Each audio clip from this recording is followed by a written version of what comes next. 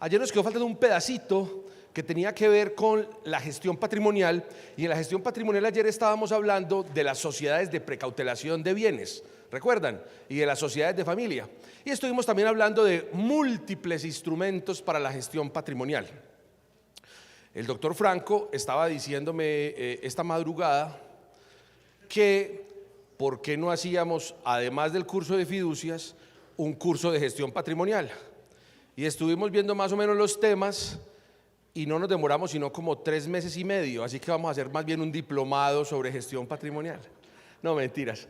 Es posible que también los invitemos tal vez muy al final de este año, porque hay demasiados eventos en OCH este año. Por cierto, OCH este año es la sede internacional de la firma, es decir, vienen de todos los países de Latinoamérica y del hemisferio norte a acompañarnos. Nosotros pertenecemos a GGI, como ustedes lo ven en el letrero que hay aquí. Es la firma más grande del mundo de firmas independientes, y en la actualidad en Colombia ya somos los 8º, es decir, después de las 4 grandes hay otros 3 y luego sigue OCH, así que gracias a todos ustedes por esa gran cosa. Vamos a hablar un poco entonces de la planeación tributaria y societaria a través de la sociedad de precautelación. Esta sociedad, ¿para qué nos sirve? Nos sirve para varias cosas. Uno, para impuesto al patrimonio. ¿Por qué nos sirve la sociedad de precautelación para impuesto al patrimonio? Porque, como lo estábamos diciendo ayer, cuando una persona natural tiene todos los bienes a su nombre, se expone a que el incremento sustancial de esos bienes se agregue a su patrimonio, y al agregarse a su patrimonio lo expone al impuesto al patrimonio.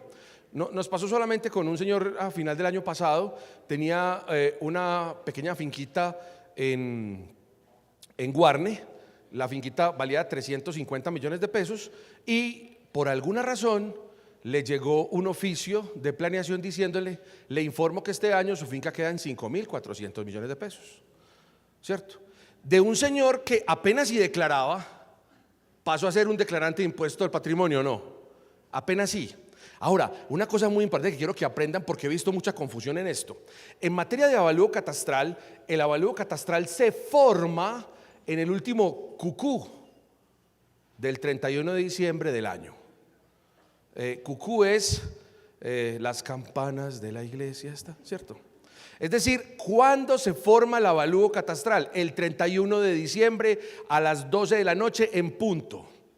Todo el año usted pasa con 350 millones en avalúo catastral, y cuando hace cucú es 5.400. Muchas personas tienen el error de tomar el impuesto predial del año siguiente. O sea, el predial solo va a venir modificado ¿cuándo? En enero. Pero el avalúo catastral, ¿cuándo se formó? En el cucú. O sea, el saldo de esa persona al 31 de diciembre eran 5.400 millones. Así todo el predial del año fueran 350. ¿Estamos de acuerdo? De hecho, esa es la razón para que el impuesto al patrimonio diga que se causa el 31 de diciembre. ¿O cuándo se causa? El 1 de enero. ¿Para qué? Para que precisamente el último cucú cause el impuesto. ¿Estamos de acuerdo? Entonces, en materia de planeación patrimonial y en sociedad de precautelación, pues el impuesto al patrimonio se vuelve relevante. Usted debiera tener todos los bienes inmuebles, absolutamente todos, en una sociedad de precautelación patrimonial. Oiga, y mi papá solamente tiene una vivienda de interés social. Déjelo con esa vivienda, eso no hay problema. Tenemos problema es en las cosas que aumentan por avalúo multipropósito o por los reavalúos o avalúos para compra de tierras que está haciendo el gobierno nacional en la actualidad. En cuanto a costos y gastos deducibles, recuerden que los no obligados a llevar contabilidad, los no obligados, tienen unas restricciones para alcanzar costos y deducciones. Las sociedades están obligadas a llevar contabilidad, razón por la cual usted en una sociedad puede llevar la mayoría de costos y deducciones, ¿o no? Inclusive algunas personas, no ustedes, abusan de costos y deducciones en las sociedades, ¿cierto? Por ejemplo, la comida del fin de semana.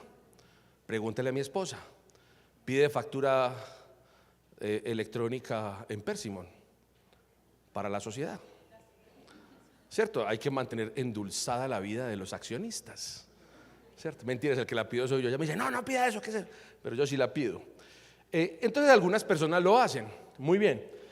La sociedad de precautelación de bienes, ¿qué permite? Pues obviamente hacer esa planeación de costos y gastos deducibles que muy posiblemente en una persona natural no lo serían, que se están perdiendo o se están botando. Ejemplos: carros, un vehículo que pueda tener causalidad con la sociedad de precautelación, que se dedica, por ejemplo, a prestar de servicios de comercialización o consultoría, y puede tener, por ejemplo, vehículos, teléfonos celulares, etcétera, etcétera. Hay que revisar la causalidad y mantener un margen de tributación adecuado en ese caso. También serviría muchísimo para una gestión prudente de los negocios, esa sociedad de precautelación. ¿Por qué? Porque yo podría dividir los riesgos.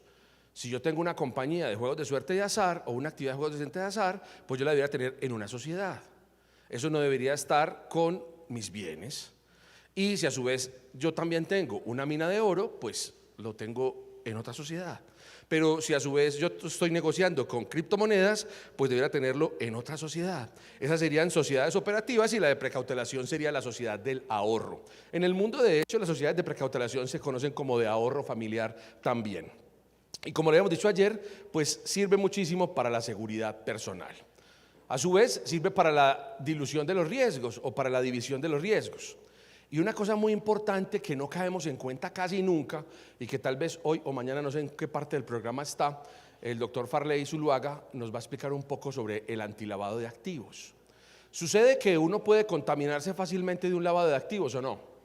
¿Qué tal si, por ejemplo, de todos los bienes que tenemos, vamos a volvernos ricos todos, ¿sí o no? Todos ricos, eso pobres, pues qué pereza.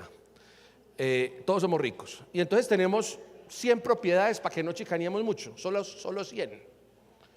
Y vamos a comprar la propiedad 101. Cuando voy a ver el comprador de la propiedad, aparece un señor así gordito, muy cachaco, hasta con cara de ser chévere, ¿sí o no? Y le compro la propiedad.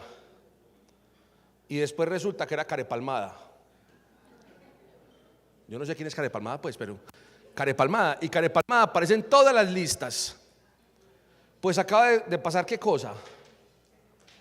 Acabo de incurrir en una contaminación. Yo no estoy cometiendo un acto ilícito, hasta los recursos pueden provenir de una situación lícita, etcétera, etcétera. Entonces, para ciertos tipos de negocios sería prudente tener una sociedad de precautelación, y mientras hago los negocios operativos o negocios que yo tenga dudas sobre ellos, deberían estar en otra sociedad. ¿Para qué? Para que cuando esa sociedad se contamine, yo dejo esa contaminación aparte. Eso es como tener el tarrito de residuos peligrosos y el tarrito de residuos amigables, ¿cierto? Usted en el de amigables echa lo que es bueno, en el de peligrosos echa los riesgosos, y allí puede servirle la sociedad de precautelación para mantener el tarrito de los residuos amigables. El traslado de bienes da la posibilidad de hacerse a un menor costo y en un menor tiempo. Es importante en la sociedad de precautelación usar figuras como la fiducia mercantil, ahorita vamos a ver un poco de ellas, que le permitiría hacer esos traslados a una velocidad, digamos, más alta, y da la posibilidad a su vez de realizar fusiones y excisiones. Yo puedo dividir el patrimonio, yo puedo aumentar mi patrimonio a través de una fusión, y estas normalmente no son gravadas y se manejan adecuadamente, como lo vimos tal vez en algunas de las charlas de los años anteriores. Entonces, eso es posible. Yo no puedo hacerme una excisión, quisiera hacerme una excisión, pero no puedo, ¿cierto? En materia económica, por lo menos. Muy bien. En el impuesto al patrimonio, sí se puede planear a través de las sociedades, y la sociedad de precautelación serviría para ello. Les doy una clave después de explorar mucho, de investigar mucho, qué debería hacer una persona que tenga más de 3.000 millones de pesos en bienes. ¿Qué debería hacer? Debería tener una sociedad de precautelación, por lo menos. Hay más instrumentos, como los vimos ayer, pero por lo menos una sociedad de precautelación. Y esa persona debería trasladar todos sus bienes, por lo menos, a esa sociedad de precautelación, así como todos sus activos. No necesariamente todos sus créditos, ¿correcto? Y en esa sociedad de precautelación, esa persona que recibe acciones, ¿correcto? O cuotas o partes de interés. En la actualidad sugerimos que sea una sociedad por acciones simplificada, por lo que hablábamos ayer de los tipos accionarios y de la posibilidad de hacer el traje a la medida de esa persona para administrar sus bienes. Y ustedes dirán, ¿y por qué? Eso parece un consejo de moda. No, esto no es un consejo de moda, es un consejo de patrimonio. ¿Por qué es un consejo de patrimonio? Por un asunto muy sencillo. Observen lo siguiente: si yo tomo los bienes de una persona cuando se está arrimando a los 3.000 millones de pesos, estoy casi que exactamente por debajo del primer umbral de patrimonio, ¿o no? ¿Correcto? Hasta hoy, sí. Mañana me puedes decir que es 500 o 100. Sí, la pasada dijo, puede ser 1.000. Tiene más futuro. Sí, yo es primera vez en mi vida que no veo aprobar un presupuesto, primera vez en la vida que veo que no pasa ni siquiera una reforma tributaria, y primera vez en la vida que voy a ver que no pasa ni siquiera un estado de conmoción. Pero bueno, ya otros no han pasado, pero este sí no va a pasar, es de plano, y no creo que tampoco pasen las normas tributarias. No han sido capaces, llevan 3 semanas tratando de expedir 3 normas tributarias, entre ellas las de juegos, y van a ser absolutamente inconstitucionales, incluyendo el estado de excepción. Ayer, precisamente, no tenía nada que hacer a las 2 de la mañana y viendo, ¿ustedes tienen algo que hacer de las 11 a las 4 de la mañana? ¿Qué tienen que hacer? No va a dormir mucho después, no duerman tanto. No, eso es una cosa muy horrible. Y precisamente lo que llamó la Corte Constitucional a todos los estamentos estatales fue a preguntarle por qué usted no sabía lo que iba a pasar en el Catatumbo. Y ya 3 estamentos, entre ellos el Alto Comisionado de Paz, les dijo, sí sabíamos y no creímos. ¿Sabe qué futuro tiene esa conmoción? Ninguno, porque tiene que ser que cuando hay estado de conmoción, pues obviamente es conmoción, no reparación de lo que no he hecho. Bueno, ya me voy a meter en política, sigamos por aquí. ¿Quiénes están obligados al impuesto al patrimonio? Personas naturales, sucesiones y líquidas, es decir, los vivos y los muertos con patrimonio. Recuerden que cuando una persona fallece, se va hacia el cielo y sus bienes se quedan en la tierra y forman un patrimonio separado o un patrimonio autónomo. Bueno, algunos creo que sí, todos van al cielo. Personas nacionales, naturales, nacionales o extranjeras que no tienen residencia en el país, como lo explicó ahorita el doctor Daniel, ayer, y directamente en el país tienen bienes con algunas excepciones. Las personas que no tienen residencia en el país, respecto del patrimonio poseído, las sucesiones ilíquidas de personas sin residencia en el país y las sociedades extranjeras que no sean declarantes del impuesto de renta también son sujetos pasivos. Pero no me interesaba que viéramos todos los sujetos pasivos, porque ya hicimos una charla sobre eso en otra oportunidad. Me interesaba es esto que tenemos acá. Observe que usted tiene en el primer rango en VTES para 2025 3.585 millones de pesos. Ese es el primer rango que tenemos de impuesto al patrimonio. Entonces, en el ejemplo que traíamos, yo traslado todos mis bienes a una sociedad, los tengo en 3.000 millones. No estoy todavía en el primer rango. ¿Estamos de acuerdo? Muy bien. Ustedes dirán, ¿y qué pasa a continuación? Pues que el patrimonio se quedó congelado en el tiempo. ¿Por qué se queda congelado en el tiempo? ¿Qué creen ustedes? Porque al estar en acciones, las acciones no incrementan con fenómenos como el avalúo catastral, ¿o sí? ¿A quién le va a producir el incremento patrimonial? A la sociedad de precautelación de bienes, ¿correcto? Si yo además trasladé no bienes inmuebles sino acciones, pregunto yo, ¿a quién le van a pagar el dividendo? ¿A usted o a su sociedad de precautelación? A su sociedad de precautelación. Por cierto, es hasta más barato, como lo explicó la doctora Garay ayer, dependiendo de las tablas, pagarle a la sociedad de precautelación de bienes dividendos que pagárselo a la persona natural. Muchísimo más barato, hasta por flujo de caja, en la retención en la fuente. ¿Y a quién se le incrementa con las utilidades el patrimonio? ¿A usted o a su sociedad? A la sociedad, o sea que dejé congelado en el tiempo, de alguna manera, ese patrimonio en 3.000 millones de pesos. ¿Qué es la única diferencia que tenemos en cuanto a ese incremento vía acciones? Es este articulito, ¿cierto? El 73 del Estatuto Tributario. Entonces, cuando he hablado con algunos ilustres amigos sobre este tema, me dicen, no, usted es muy bruto. ¿Cómo se le ocurre decir que el patrimonio se queda congelado si las acciones van a ir creciendo conforme con el artículo 73? Es decir, pesos más, pesos menos, la inflación. ¿Correcto? Ahora les pregunto, ¿será que la tabla de impuesto al patrimonio está atada a una cifra o está atada a una cosa que llama VTES? ¿A qué está atada? ¿Y la VT con qué crece? Con la inflación. Así que si las acciones crecen con la inflación y la base para estar el impuesto al patrimonio crece con la inflación, el patrimonio se me quedó congelado, ¿o no? Porque todos estamos creciendo con la misma base.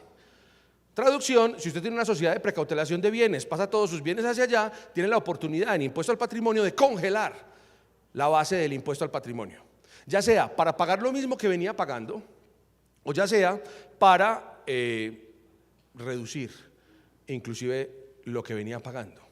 ¿Y por qué reducir lo que venía pagando? Porque usted podría emplear varios de los mecanismos que estuvimos hablando ayer. Por ejemplo, aportes con prima en colocación de acciones, que podría disminuir la base gravable del impuesto al patrimonio, y mucho, algunos hasta dejarlo sin impuesto al patrimonio. Podría practicar una readquisición de acciones y podría reducir la base del impuesto al patrimonio, y mucho. Podría hacer una donación de acciones y podría reducir la base del impuesto al patrimonio. Se podría separar de su esposo o esposa y reduciría la base de impuesto al patrimonio. Eso no lo habíamos hablado ayer, ¿cierto? ¿Cómo así? Sucede que ayer decíamos que las mamás se habían vuelto muy ricas, ¿sí o no? Eso, y sí. Y hay señores que no son tan ricos. Entonces está casado María con José. María, patrimonio, 6.800 millones. José, patrimonio, negativo, tarjeta de crédito de menos 200 millones. ¿Cierto? O sea, se llama José Mantenido Gómez. Así de sencillo. José Mantenido Gómez puede ayudar mucho en el patrimonio a María. Pregunto, ¿María paga impuesto al patrimonio? Sí, claro. Y hasta puede que esté por aquí, ¿sí o no? Dependiendo si tiene bienes para reducir o no. En el caso de la vivienda, podría estar inclusive en el segundo rango. Pues yo puedo separarlos. Además le haríamos un favor a María, ¿o no? ¿Cierto? Si yo los separo y le entrego a cada uno gananciales, que no es gravado, cada uno me queda con 3.400 millones, ¿o no? Y 3.400 millones es menos que 3.585, ¿o no? Acabo de dejar de pagar impuesto al patrimonio separándolos. Les cuento una historia muy bonita. Tengo un cliente que tiene como 80 años, tiene un patrimonio gigante, y le dijimos: sepárese para que rebajemos 700 millones de pesos de impuesto al patrimonio. Primero muerto y pago el impuesto al patrimonio 100 veces. Yo no me separo de mi señora. Esa es la actitud, así es. Muy bien. Entonces, miren ustedes que hay fórmulas importantes. ¿Qué pasa? En la sesión de acciones existe el artículo 90, ¿o no? En la sesión de acciones existe el artículo 90 del Estatuto Tributario. Sí. En la sesión de acciones hay unas presunciones de hecho, no de derecho, que me obligan a hacer sesiones de acciones con cierta naturaleza. Vamos a ver cómo se puede evitar un poco eso. ¿Qué es lo que dice el artículo 90? Dice que el valor mínimo presunto de enajenación de las acciones es 1.3 veces el valor intrínseco, o dicho de otra manera, el valor intrínseco más 30%, ¿cierto? O 30% más del valor intrínseco, para ponerlo de esa manera. Ojo que esto es una presunción. ¿Qué significa que es una presunción? Que el artículo dice: frente a que no tengamos estudios técnicos, frente a que no conozcamos el valor real, pues yo como administración de impuestos puedo presumir a través de la ley que cualquier enajenación que usted realice de las acciones debe ser a 1.3 veces el valor intrínseco. Recordemos un poco: valor intrínseco, patrimonio total dividido en el número total de acciones en circulación. Ese es el valor intrínseco. Bueno, con algunas excepciones, pero esa es la fórmula, digamos, general. Eso multiplicado por 1.3. Y entonces la gente ya cogió el vicio de que todo es así. Es decir, patrimonio por 1.3, ya. Y entonces tengo que pagar eso. Y uno se encuentra con alguna gente tesoro y dice: no tiene que ser así y no puedo rebajarlo de ahí. No, calma. Eso es una presunción de hecho. Es decir, a menos de que usted demuestre lo contrario, es eso. ¿Y eso por qué lo digo? Porque en ciertas operaciones gigantes eso puede causar mucho dolor en impuestos. Hace poco hicimos una venta de una compañía gigante aquí en Colombia, de alimentos de todo el país, y una de sus compañías filiales daba pérdida. Cuando hicimos el cálculo del 1.3, el impuesto que le daba a pagar era de casi de 5.000 millones de pesos. cuando hacemos el valor o la valoración de la compañía, daba que el impuesto era 0. Yo les pregunto, ¿pagamos los 5.000 millones por seguir el 1.3 o realizamos los estudios técnicos que demuestren que a través del flujo de caja descontado y los múltiplos de EBITDA la compañía no vale el 1.3? Esto para quitarles de su cabeza que tiene que ser el 1.3, no, eso es una presunción de hecho. Si no tienen cómo demostrarlo, es esa. Pero si tienen cómo demostrarlo, no es esa, es otra. ¿Correcto? Para que lo tengan en cuenta en ese artículo que es importante. ¿Qué pasó? Me parece, oiga, Milton Chávez, profesor de algunos de los que están acá de la maestría de Sincelejo, por ahí están. Los cincelejanos, levanten la mano, ¿dónde están? Los por allí. Muy bien. El profesor Milton Chávez, consejero de Estado, eso es un genio, genio. Además, es pro norma, es decir, él no es pro contribuyente ni pro Estado, él es pro norma, él defiende los tributos, eso es bien interesante. Así deberían ser los consejos de Estado. Inclusive ha cambiado mucho la dinámica del Consejo de Estado en la sección cuarta de lo que hace que el doctor Milton está allí. Una sentencia con una colega paisa, la doctora Melo, que demandó unos oficios y conceptos de la administración tributaria, en la que decía la administración tributaria que cualquier enajenación a cualquier título causaba un valor comercial en la transferencia del bien, fuera enajenación de acciones, fuera enajenación de bienes muebles o de bienes inmuebles.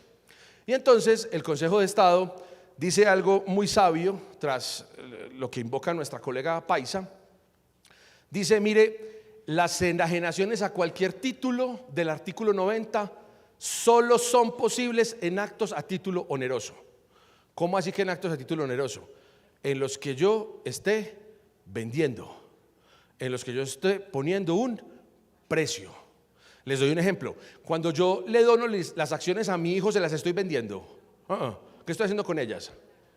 Las estoy regalando, donando. Traducción en jurídico, les estoy cediendo a título gratuito. ¿O no? Jurídico, cedido a título gratuito. ¿Cierto? Tributario, no oneroso. Pregunto, ¿el patrimonio del que las donó se aumenta? No. ¿Qué es un ingreso en materia tributaria? ¿Qué es un ingreso? ¿Lo que qué? ¿Cierto? Todos aquellos actos que incrementen el patrimonio. El que las dona, ¿qué está haciendo? Incrementando su patrimonio, reduciéndolo. ¿Sí ven? Esa donación no es a título oneroso, no causa incrementos en el patrimonio, no produce ingresos gravados con renta y mucho menos con ganancia ocasional. Por lo tanto, la donación es una enajenación a cualquier título, en este caso, un título gratuito, pero no oneroso. ¿Qué logra eso? Logra eso que cuando usted esté haciendo una transacción en el que el título no sea oneroso, pues el artículo 90 no aplica.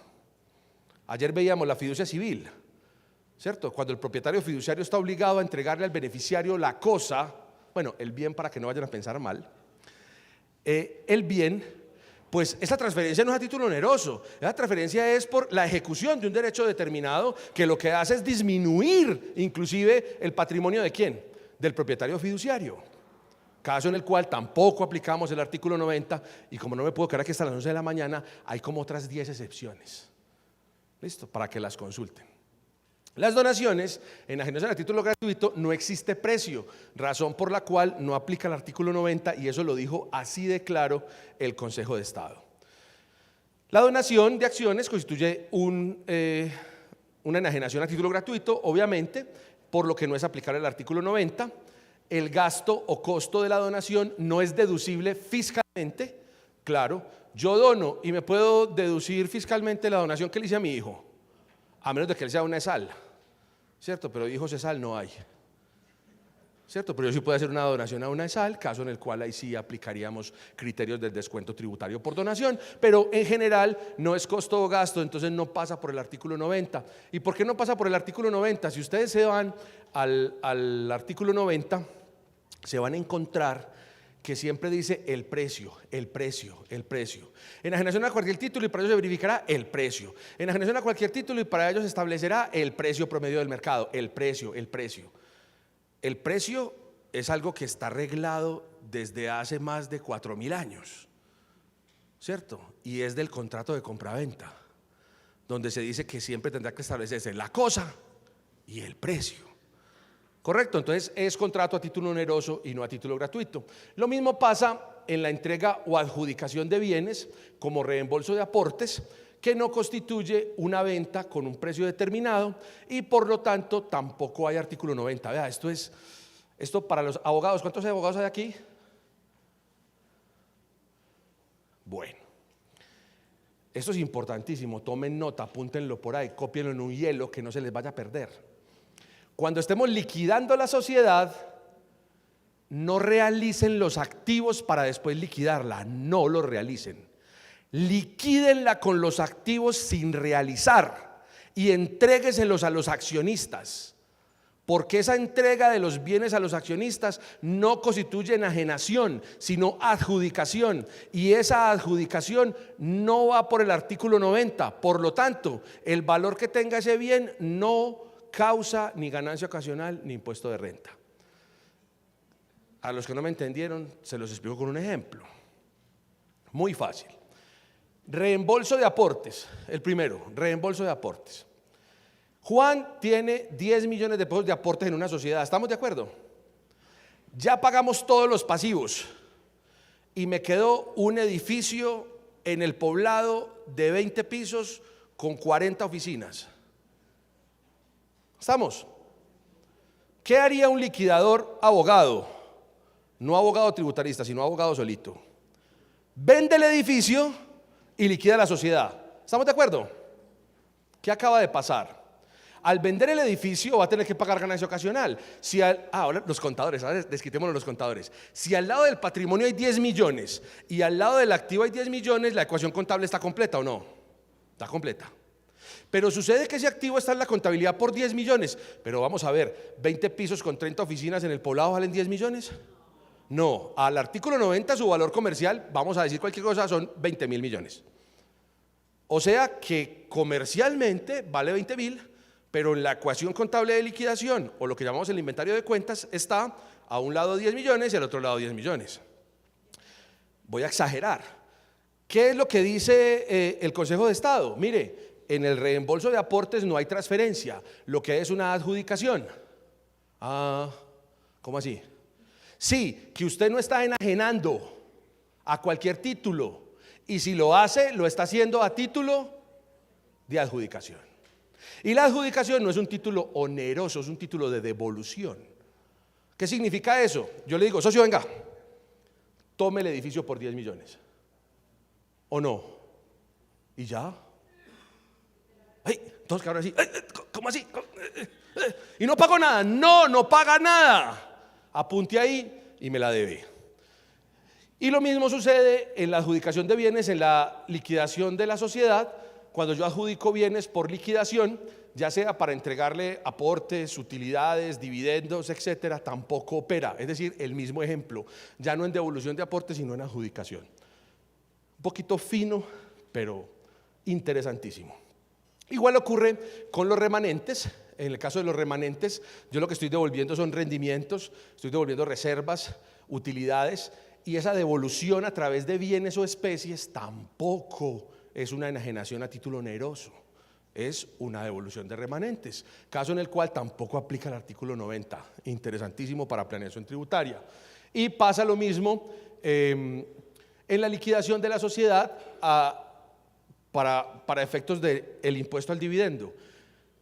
Cuando yo entrego bienes de la sociedad como pago del impuesto al dividendo, yo no estoy haciendo una enajenación, yo estoy entregando ¿qué cosa? Dividendos. Caso en el cual si yo entrego un bien como pago de dividendos, ese bien no pasa por el artículo 90, pero el dividendo sí pasa por el impuesto al dividendo. Entonces lo que yo voy a calcular es si está grabado o no para pagar impuesto de renta, y si tiene impuesto de dividenda o no, dependiendo si el año es antes del 17 o después del 17, ¿cierto? Pero la entrega de ese remanente en bien en especie, lo que vale el bien en especie no está grabado con renta. Mecanismo de planeación tributaria muy interesante para algunos de los que están acá. La entrega de bienes o especies con motivo de distribución de remanentes no hay lugar al reconocimiento de ingresos o gastos en cabeza de las sociedades que los decretan, por lo tanto no hay impuesto relacionado con el artículo 90. Y la distribución de remanentes pasa exactamente lo mismo. Muy bien, hablemos de una fórmula que pudiera servir para enajenar acciones sin pagar tanto ganancia ocasional. Y se les voy a poner con un ejemplo para que sea muchísimo más fácil. Ni que les voy a explicar esto, sino que les voy a mostrar esto que hay aquí. Todos ven más o menos lo que hay en pantalla. Yo ya acabé el artículo 90, ¿sí o no? Ya acabé. Voy a cambiar de tema. Estamos hablando de la enajenación de acciones, ¿correcto?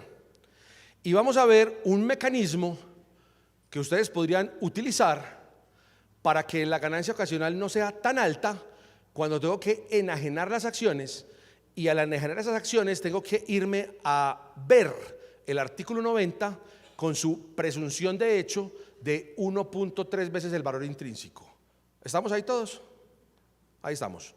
Voy a enajenar las acciones y en ese momento digo, oh, artículo 90, presunción de hecho. Lo mínimo por lo que la pueden enajenar desde el punto de vista tributario es 1.3 veces el valor intrínseco. Volvamos. Yo podría venderle las acciones a mi hijo. Las acciones valen 120 mil millones. Hoy estoy rico y se las voy a vender a mi hijo por $1.000.000. Pregunto, ¿legalmente podría? La respuesta es sí, recontra sí, y nadie lo puede evitar. Porque ni siquiera hay lesión enorme en la venta de ese activo, ni siquiera. ¿Correcto? Ahora, tributario. No, o sí. Me tienen que decir depende. Depende porque es una presunción de qué. De hecho, si logro demostrar que no valen 120 mil millones, sino 1 millón, 1 millón. Pero si no logro demostrarlo y valen más de 120 mil millones, 1.3 veces el valor intrínseco como mínimo o su verdadero valor comercial. ¿Estamos de acuerdo? Ahí vamos. Entonces, ¿qué pasa aquí? Miren ustedes, tenemos un patrimonio de la sociedad y un valor intrínseco. Tiene un capital de $1 millón. Hay una prima en colocación de acciones de 4.800 millones de pesos, unas reservas de 730, unas utilidades de 18 mil millones y el patrimonio total de esa sociedad es de 24.231 millones. Entre los accionistas está Pedro Rimales, está el que se va a ir, SAS, el que se queda, SAS. Quedamos otra vez como en la universidad, ¿sí o no? Puro ejemplo de profesor de universidad, sobre todo los malitos. Total de acciones, 1.000 acciones, eran a $1.000. El que se va a ir, ¿cuántas acciones tiene? 400, ¿cierto? Muy bien. ¿La participación de cuánto es? Del 40%. Si yo aplicara la regla del artículo 90, ¿qué pasaría? Que el que se va a ir, SAS, tiene 400 acciones, que su costo fiscal son $400.000, porque el capital era de 1 millón y había aportado desde el inicio. El valor intrínseco son 9.600 millones, la presunción de 1.3 veces del artículo 90 son 12.600 millones, la ganancia ocasional son 12.600 millones y el impuesto de ganancia ocasional son 1.890 millones. Y entonces usted le dice al cliente o a su socio, entonces entregale pues las acciones al hijo. Y el socio dice, por 1.900 millones, el día que yo me muera. ¿Sí o no? No puedo. Miren ustedes que cuando tengo patrimonios abultados y eso que aquí me da posibilidad de planeación, porque el capital suscrito y pagado, ¿cómo es? Chiquito.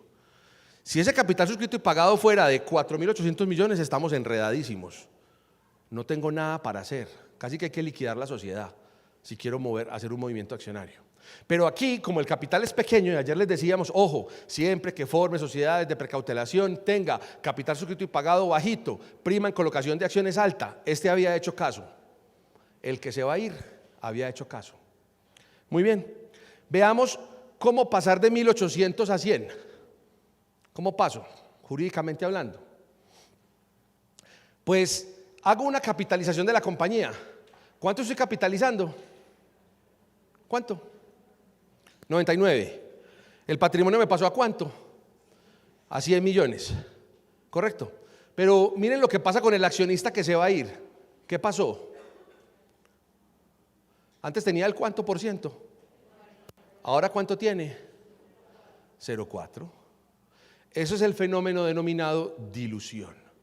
Es decir, cuando capitaliza una compañía y los accionistas que no capitalizan se diluyen.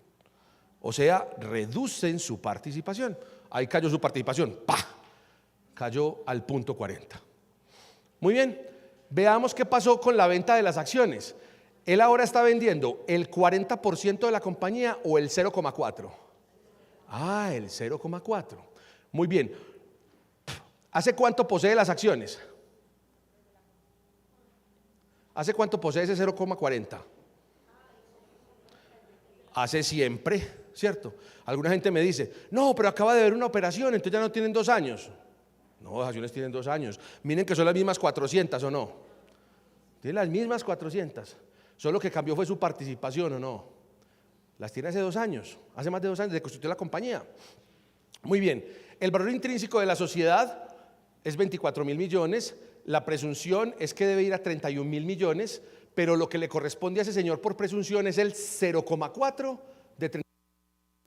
Y el 0,4 de 31.000 es de 126 millones. ¿Correcto? El costo fiscal, 400, el precio o la ganancia ocasional, 126 millones y el impuesto, 18. Acabo de hacer una operación jurídica y pasó de 1.890 millones de ganancia ocasional a 18 millones. Me la deben. Esa me la deben.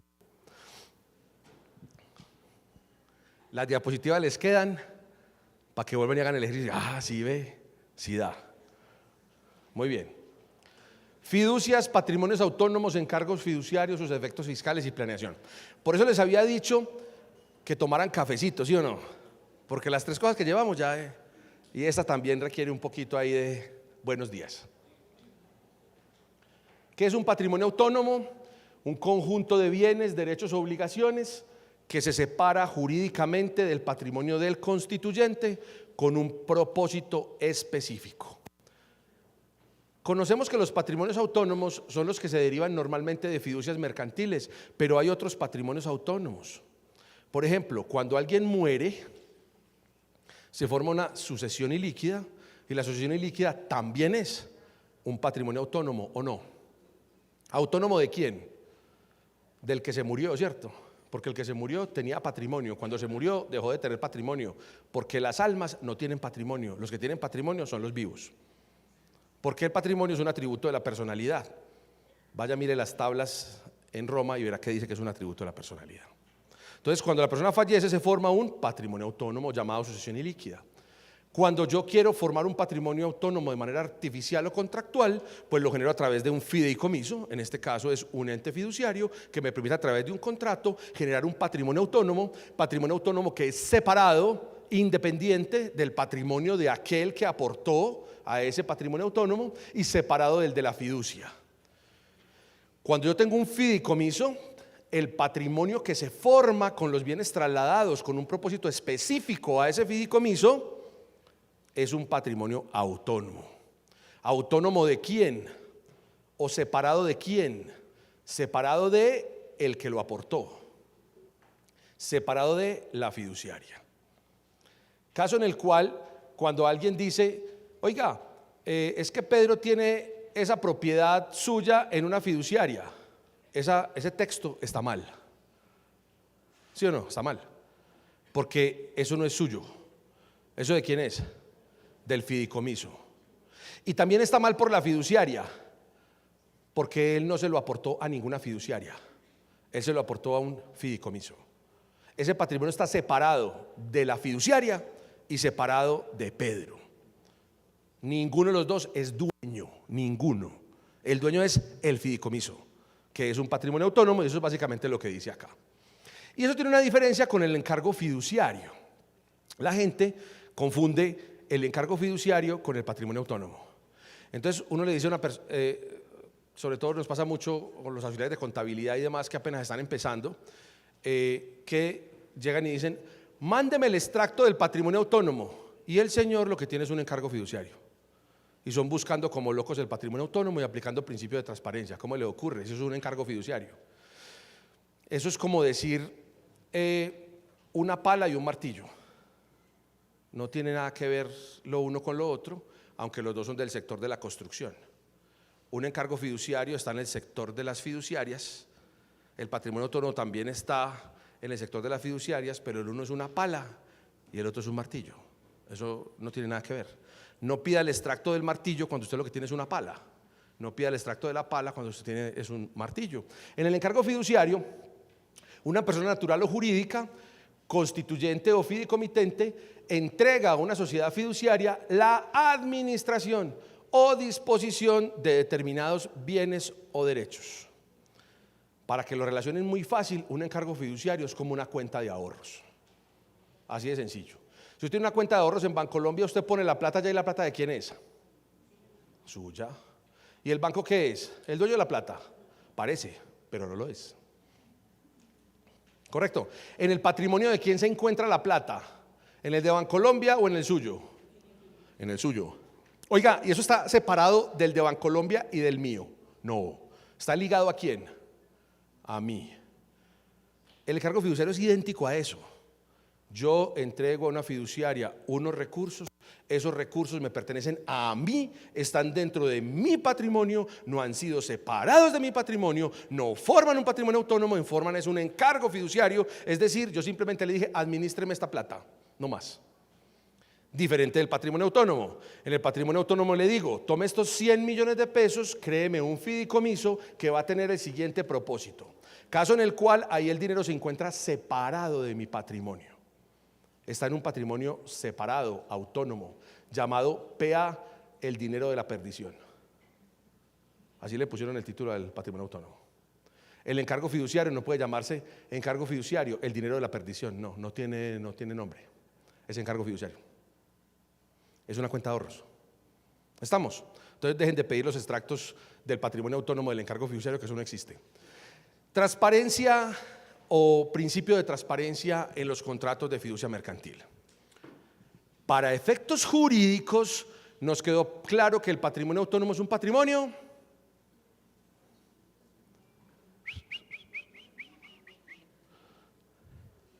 no, otra vez. Patrimonio autónomo es un patrimonio separado. Para efectos jurídicos nos quedó claro que es separado o no. ¿Separado de quién? Muy bien, eso es para efectos jurídicos. O sea que para efectos jurídicos el patrimonio mío es mío y el patrimonio autónomo es él. ¿Sí ven? Hay dos patrimonios, son dos cosas distintas. Esos patrimonios no tienen nada que ver para efectos jurídicos. Si yo aporté un bien inmueble a un patrimonio autónomo, ¿de quién es el inmueble? ¿Mío o del patrimonio autónomo? Para efectos jurídicos, ¿me pueden embargar a mí ese inmueble? No. Porque se encuentra ¿cómo? Separado, esa es la palabra clave, separado. Es más, si no hubieran cometido el error de ponerle patrimonio autónomo y hubieran puesto patrimonio separado, todo el mundo entendería. Todo el mundo entendería, yo no sé para qué le pusieron. En otros países del mundo se llama separado. Y entonces todo el mundo entiende que eso es separado, no tiene nada que ver. Muy bien. Entonces, eso es para efectos jurídicos. Ahora, para efectos contables, ni les cuento. Otra conferencia que pueden ver en el live de 8H. Y para efectos tributarios no está separado. ¿Cómo así? O sea que usted lleva hablando 15 minutos ahí, insultándonos, regañándonos, que cómo así, que el encargo, que el patrimonio, y ahora nos va a decir que para efectos tributarios eso no es. Sí, les voy a decir que no es. Porque para efectos tributarios opera un principio que es el principio de transparencia. ¿Qué significa transparencia? La palabra transparencia per se, ¿qué significa? Que uno ve al otro lado, ¿no? ¿Cierto? Que eso es un vidrio. Que eso es como si no existiera, ¿sí o no? Ay, aquí hay algo, pero es transparente. ¿Qué quiere decir? Que es como si no existiera nada en la mitad, ¿o no? Eso significa el principio de transparencia. Para efectos tributarios se reputa que todo lo que está en el patrimonio autónomo se encuentra per se en el patrimonio de quien lo separó. Otra vez, si Pedro lo que hizo fue poner un inmueble en un patrimonio autónomo, el principio de transparencia para efectos tributarios lo que está diciendo es que ¿qué? Que no existe ningún patrimonio separado. Eso es lo que dice el principio de transparencia en materia fiscal.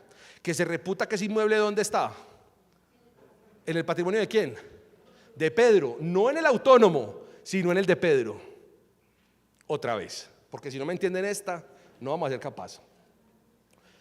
Jurídicamente, ayúdenme. Está separado. Significa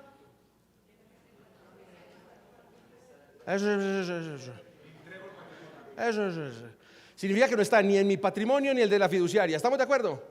Muy bien. Ahora, para efectos tributarios, que está en el patrimonio autónomo significa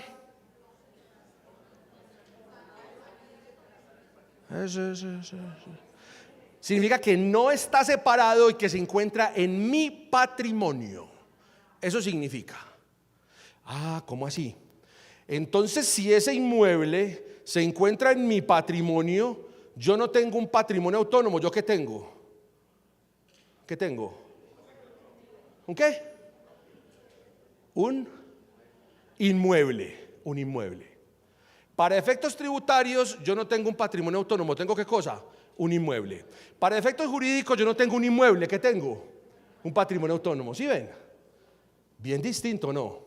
Yo no sé por qué todos queremos que esto sea igual a esto y también a esto. Por eso yo traté de diseñar este bailecito que me queda muy mal, pero es la única forma de hacerme entender. Una cosa son los efectos jurídicos, otra con los efectos contables, otra con los efectos tributarios. En patrimonio autónomo la diferencia es abismal. Los efectos jurídicos es patrimonio separado. En fiscales, ese bien es mío. ¿Estamos? ¿Qué quiere decir eso? Que si opera esa transparencia, todos los efectos que ocurran sobre ese inmueble son ¿de quién? ¿Del patrimonio autónomo o míos? ¿Y en materia jurídica? Otra vez. Significa que todo lo que ocurra con ese inmueble en materia tributaria es mío. Y en materia jurídica es del patrimonio autónomo. ¿Sí observan? ¿Por qué quieren que lo que digan las escrituras diga su contabilidad y diga la tributación? ¿Por qué? ¿Por qué? Si una cosa es lo tributario, otra cosa es lo jurídico, otra cosa es lo contable.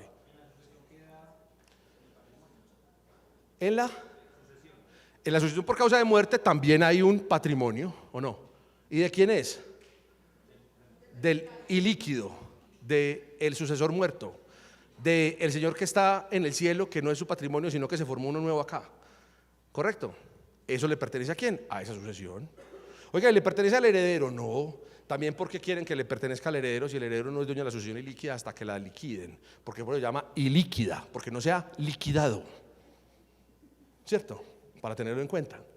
Muy bien. Entonces, hasta ahí entendimos, ¿estamos? Pregunto, si el valor catastral de ese inmueble aumenta, ¿a quién le aumenta? A mí. Y si voy a reclamar porque me aumentaron demasiado y voy a demandar, ¿quién tiene que demandar? La cogieron. Ahí está. Si hago un autoavalúo para efectos tributarios, ¿a quién le aumenta? ¿Y en materia jurídica? Ok. ¿Quién es el responsable del pago del impuesto predial?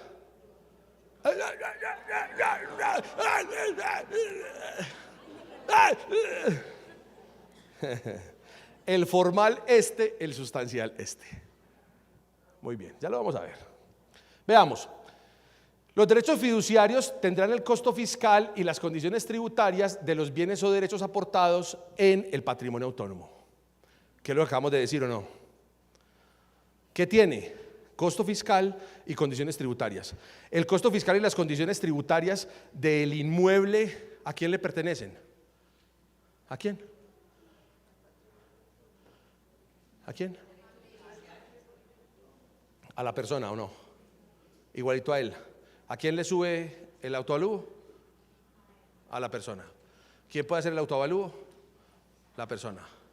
Todo lo que pasa en ese inmueble, ¿de quién es? De la persona. En NIF lo debiéramos de contabilizar ¿en dónde? Es que inversiones en moneda colombiana. ¿Cuál inversión en cuál moneda colombiana? Usted lo que tiene es un ¿qué? Un inmueble, propiedad, planta de equipo, a menos de que sea un constructor y va a ser un inventario. Ojo con eso. Al cierre de cada periodo gravable, los derechos fiduciarios tendrán el tratamiento patrimonial que le corresponda a los bienes de que sea titular el patrimonio autónomo. O sea que el tratamiento no es de inversiones en moneda colombiana, sino que el tratamiento es de lo que subyace en el patrimonio. Dícese de subyacente. Subyacente es lo que está por debajo de. Cuando ustedes lean el activo subyacente, que todo tendrá los efectos del activo subyacente, lo que le está diciendo es que ese patrimonio autónomo tiene los efectos del que subyace. Igual que las sociedades en el exterior, lo que subyace es lo que está debajo de la sociedad. Lo que está adentro de la sociedad, adentro del patrimonio autónomo.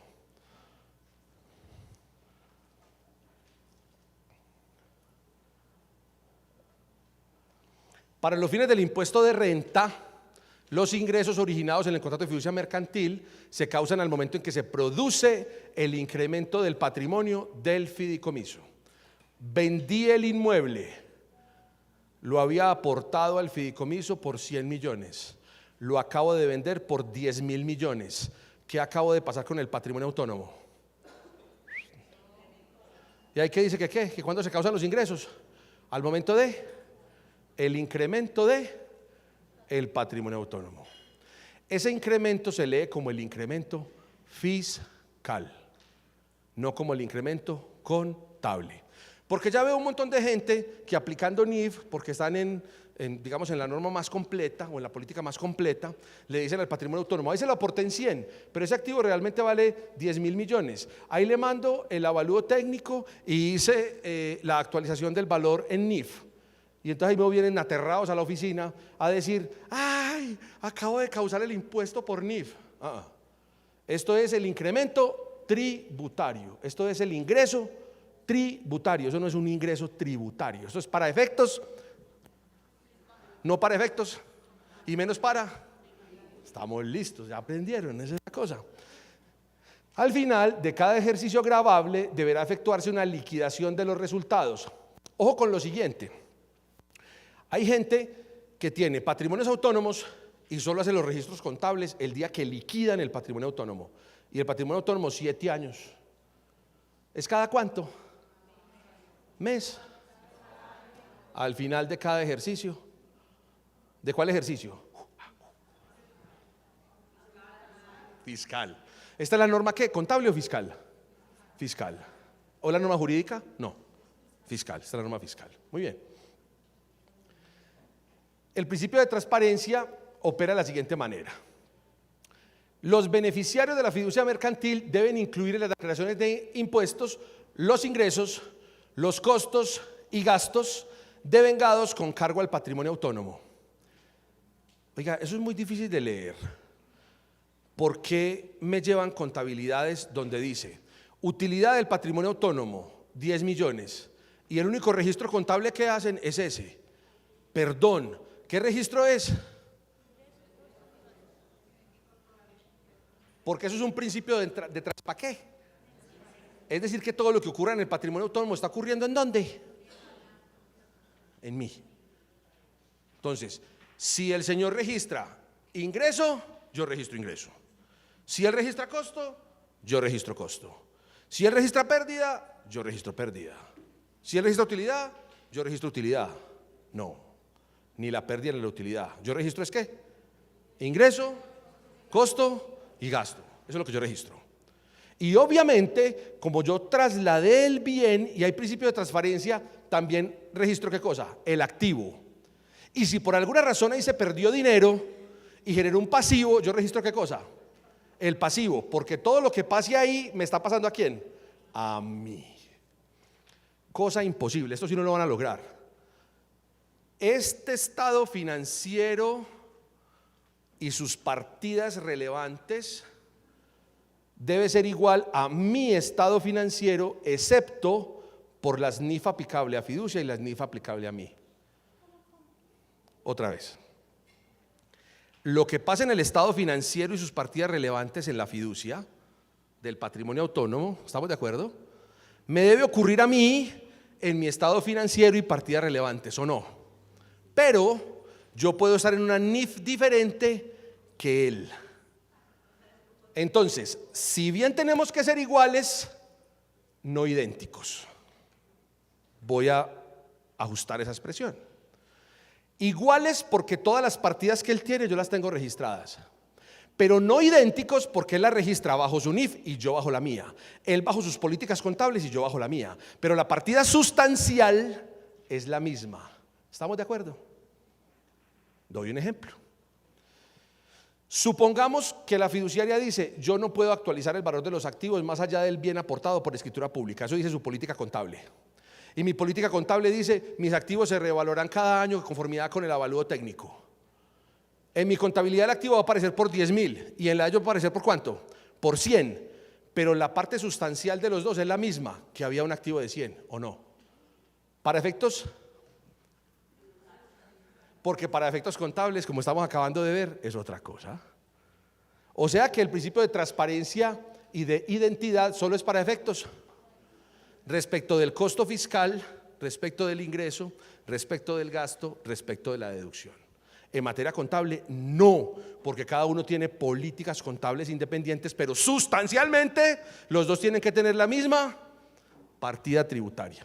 Sé que es un poco difícil, discúlpeme, pero es difícil el tema. Sí. Fideicomiso de un hotel. Ese fideicomiso, bueno, ese hotel es operado a través de un operador que está a través de un contrato de mandato con representación. Con representación y está a través de un fideicomiso. El hotel tiene renta exenta. Esa renta exenta se traslada a los fideicomitentes. En el próximo semestre tendremos que desglosar todo lo anterior. Todo lo que hemos visto lo tiene expresado. No alcanzo a explicarte de todas maneras, pues hay 3 horas para explicarlo. Pero la respuesta clara es la siguiente: todos los beneficios que existan en una determinada renta no son trasladables a ninguno de los dueños o socios de las sociedades que intervienen en esa renta, a menos que el derecho tributario, la ley tributaria, diga que ese beneficio es trasladable. Entonces, traducción: si un bien se encuentra en una sociedad y accede a una renta exenta por beneficio hotelero, la renta exenta es para la sociedad, y cuando vaya a trasladarle a los accionistas el dividendo o los beneficios, está grabado y al 35, y no pasa por el 48 y por el 49. Ahora bien, lo que ella dice que tiene es un hotel. Ese hotel tiene un operador, el hotel es de una sociedad y aquí está Pedro, que es el dueño. El operador es un mandatario, dijo con representación, no sé a quién se le ocurre. Al decir con representación, ¿a quién tienen que contabilizarle todo? ¿Al mandatario o a la sociedad dueña del hotel? A la sociedad dueña del hotel, porque en el mandato con representación no hay mandatario como el que vimos ayer. ¿Correcto? Las rentas las recibe ¿quién? La sociedad. Y la sociedad, para distribuírselas a sus socios, la van a distribuir como dividendo grabado al 35 más impuesto al dividendo. Muy bien. Sí, pero para acabar de ajustar, la sociedad no es dueña directa del bien, sino que es dueña ¿de qué? Del fideicomiso, que es dueña del bien. Como lo acabamos de ver, la sociedad tiene que hacer todo lo que pasa ¿en dónde? En el fideicomiso. Y es como si el fideicomiso no existiera, es decir, como si el patrimonio autónomo no existiera. Error número 1: eso no puede ser un mandato con representación. Dígale a su jefe de una vez que cambien eso por colaboración empresarial. Primer error. Error número 2: mandato con representación jamás, si mucho, mandato sin representación. Tercero: ¿qué hace una sociedad ahí?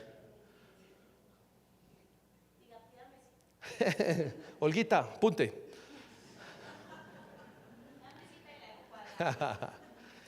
En el mismo patrimonio autónomo, con las mismas condiciones tributarias, como si hubiese sido desarrollado directamente por el beneficiario, o sea que todo lo que se desarrolle en este patrimonio autónomo es como si lo hubiera hecho el beneficiario, es decir, quien aportó, quien es beneficiario de ese patrimonio autónomo.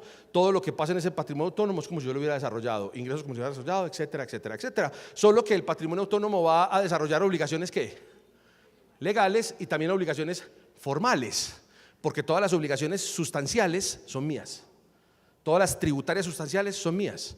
Todas las legales y formales son ¿de quién? Del patrimonio autónomo. Eso es lo que tengo que distinguir en ese momento determinado. Cuando los beneficiarios o fideicomitentes sean personas naturales no obligadas a llevar contabilidad, se observará las reglas de realización del artículo 27 del Estatuto Tributario. Aquí sí nos perdimos fue del todo, porque miren lo que pasa. Vamos a ver. Para efectos jurídicos, patrimonio autónomo. Para efectos fiscales, lo que pasa en el patrimonio autónomo me pasa a mí. Pero si yo soy una persona no obligada a llevar contabilidad, persona natural, ¿cuándo devengo yo el ingreso? Cuando lo percibo. El patrimonio autónomo acaba de vender el lote con plazo de 2 años. Él está bajo NIF, ¿cómo registra? ¿Cómo registra? Causación. O sea que acaba de registrar ¿qué cosa? ¿Un qué? Ingreso de 10.000 millones. Todo lo que ocurra en el patrimonio autónomo le ocurre ¿a quién? Al dueño, pero ese dueño es una persona natural, no obligada a llevar contabilidad. Pregunto, ¿ya le pagaron? Pregunto, ¿él va a reportar que tiene un ingreso por 10.000 millones, patrimonio autónomo? Sí. ¿Y Pedro, beneficiario del patrimonio autónomo, va a reportar que acaba de tener un ingreso por 10.000 millones? No. Y ahí es donde viene la Diana a decirme que cómo así que aquí hay una exógena de 10.000 millones y que usted no tiene eso registrado. Y ahí es donde saca usted este pedacito del artículo 102, del artículo 102 del estatuto, hablando del principio de transparencia con personas naturales. Cuando el fideicomiso sea sometido a condiciones suspensivas, resolutorias o sustituciones, revocatorias u otras circunstancias que no permitan identificar los beneficiarios de las rentas, serán grabadas en cabeza del patrimonio autónomo. ¿Y eso qué es? Sucede que yo puedo tener patrimonios autónomos en los que diga lo siguiente: acabo de trasladar las acciones de ENCA de Colombia y esas acciones de ENCA de Colombia serán destinadas dentro de 10 años a 5 fundaciones para que provean a niños pobres y a viejitos alimentación, vestuario y recreación. Muy bien, ¿quién es el beneficiario? ¿Cuál es? Ni idea. El que entregó el bien se desprendió de él, ¿o no? Ya no es el beneficiario. Al otro lado tengo unos beneficiarios que están esperando que pasen ¿qué? 10 años. En ese interludio hay un problema. ¿Quién es el declarante? Pues aquí lo que dice el artículo es en cabeza del patrimonio autónomo, caso en el cual el patrimonio autónomo se volvió una especie de sucesión ilíquida. Es decir, tiene declaración de renta, tiene RUT, lleva contabilidad, etcétera, hasta que lleguen los 10 años. Es un tipo de patrimonio autónomo que ocurre con harta frecuencia.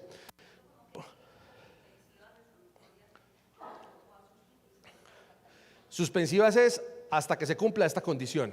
Resolutoria es que dándose esta condición se acabó el contrato.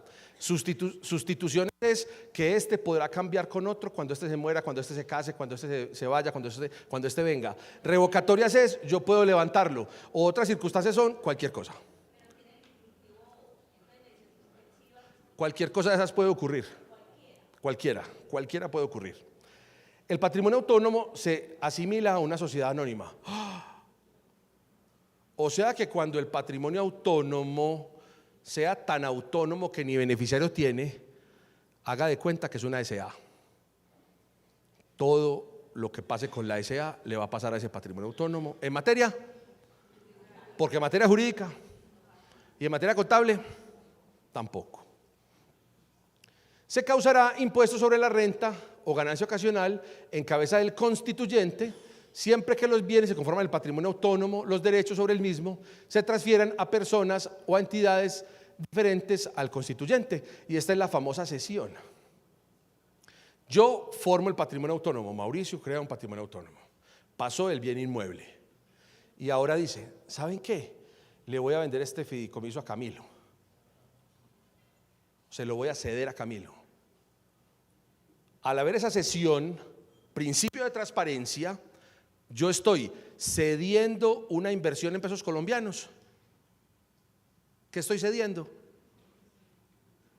Para efectos tributarios, el principio de transparencia dice que quien tiene como beneficiario constituyente el patrimonio autónomo, lo que tiene es el subyacente que está en ese patrimonio autónomo. O sea que yo lo que tenía era ¿qué? Un inmueble. Y cuando cedo el derecho fiduciario, ¿qué estoy haciendo?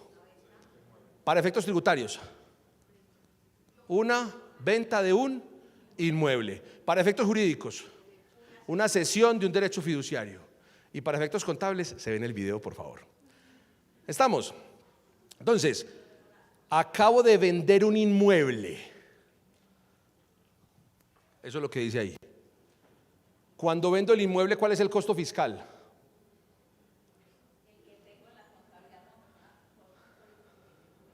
¿Quién da más? Uno dice el que tengo en la contabilidad. ¿Quién da más? ¿Cuál más costo? ¿El costo de adquisición o el mayor entre el avalúo catastral y el costo de adquisición? ¿Quién da más? El valor comercial. ¿Quién da más? Porque todo eso es verdad, sobre todo que hay más. O el autoavalúo.